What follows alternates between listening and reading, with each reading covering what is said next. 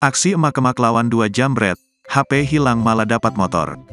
Beredar di media sosial video jambret kabur setelah dilawan emak-emak pada Kamis, tanggal 23 Maret tahun 2023.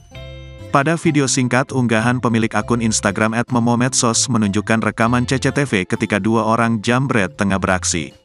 Di sana tampak 2 orang pria yang mengendarai sepeda motor berwarna biru tengah menunggu mangsanya di pinggir jalan.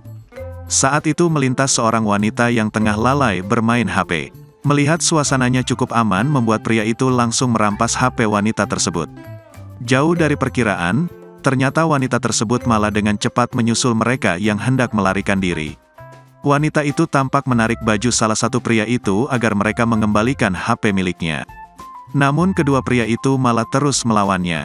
Wanita itu tampak tak mau kalah meski lawannya adalah 2 orang pria yang tubuhnya lebih besar darinya.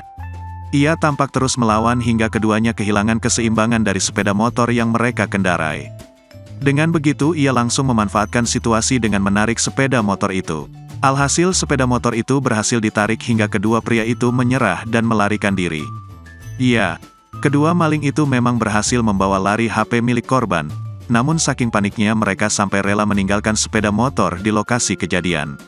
Setelah itu wanita itu tampak berteriak meminta tolong kepada orang-orang di sekitarnya.